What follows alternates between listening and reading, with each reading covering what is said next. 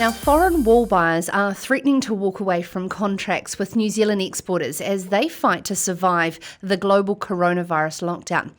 Many foreign buyers were being forced into desperate measures because of shut factories, as well as a collapse in demand for the textiles they produce.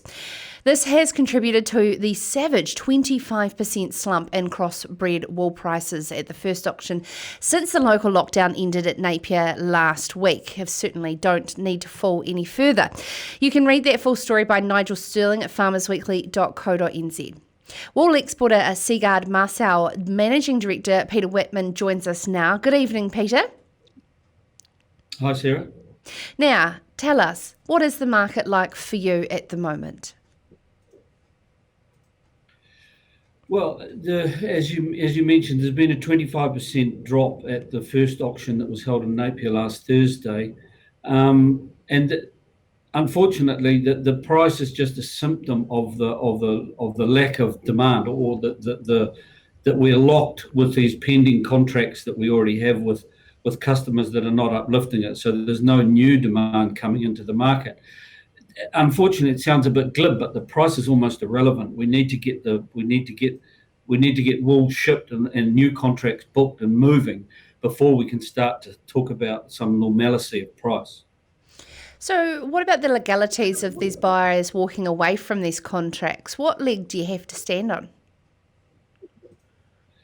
Most of these contracts we do under the auspices of the International Wool Textile Organisation contracts and specifications. And it's quite a robust contract on the side of the technicalities and the like. But when you have cross-border trade, to try and really push or action those contracts when you have a buyer under stress or who really doesn't want to, it's quite difficult, particularly if they're prepared to walk from the relationship. Then it is rather difficult, particularly in non-Western hemispheres with the laws that are quite different to ours. Okay, so let's walk around the markets. What particularly is happening in Europe and the UK? Well, they're completely shut. That's the real problem. Europe, UK, and the USA is what's driving a lot of the behaviour from if you like, from Asia, because over the years with the high costs in Europe and the USA, early stage manufacturing has moved to Asia, China, India, Nepal, and the likes. But the end product still goes to Europe. So until Europe and the US and the Western countries, if you like, start consuming and people get into the shops, we can do all we want here and talk about things all we like, but nothing's going to happen. So they're locked down and they're shut, basically. Right, okay. So, I mean, the supply chain of wool, there's a lot of people clipping the ticket along the way, Peter, and, wool exporters have come under a bit of criticism in the past. But, I mean, where the risk lies is the reward, right? Yes, and I think that what you've mentioned there, Sarah, is a bit of an old adage. I mean, for instance, our company, Seagard Masurel, we have our own direct buying from the farm. So we buy directly from the farm, we scour the wool, we export it, and 65% of our customers are branded manufacturers. So when you say there's a lot of people in the middle clipping the ticket, in our case, for 65% of our wool, there is just one person. So that is being reformed in the industry big time. PGG Wrightson's Dave Burridge has said that basically prices are as low as they have been since the late 1980s when the Wool Board intervened and to support prices for farmers. What's your suggestion, Peter? Well, actually, no disrespect to Dave, but they're lower than that. I'm a long-serving trade member too, and they've never been as low as this. And like I said from the start, unfortunately, it's not a symptom of price. This is just a pure demand thing. If we got demand back, prices could go up $1 or $2 very easily. But until they do, they could drift even further. And the build-up of stock in New Zealand is also starting to be a bit of a concern. Farmers are still shearing, but the wool's not moving.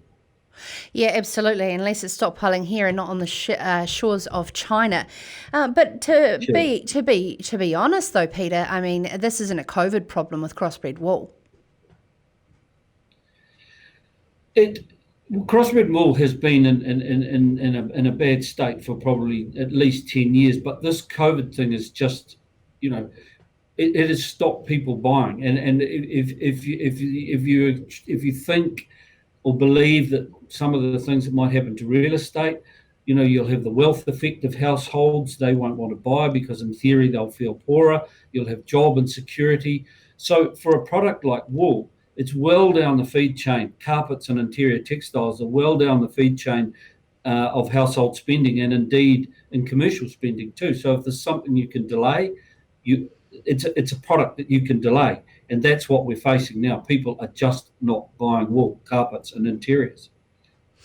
I would always love a bit of optimism on Sarah's Country, Peter, but I do not like to have doom and gloom. So I like to try and find the silver lining in everything, and I'm looking to you for some inspiration. Is there something that we can hang our hat on? Well, I'm part of a small group that the Minister of Agriculture put together called the Primary Action Group, and we've been working in the last year on trying to revitalise the crossbred wool industry. And a number of the findings we've had in there have been very positive as far as the environmental side of it, the microbeads and synthetics. And in Europe in particular, there was a strong shift back towards wool. We never saw it in pricing at that stage because it was a long pipeline for the moment.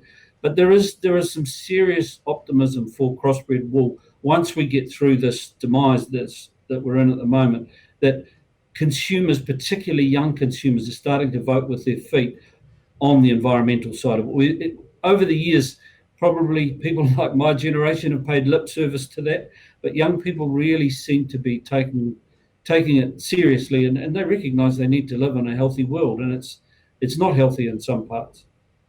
Thank you so much for taking the time to join us. That is Seagard Masurel's Managing Director, Peter Whiteman, talking there in conjunction with the story that Nigel Sterling did called Wool Export Contracts are Shaky. This is Sarah's Country.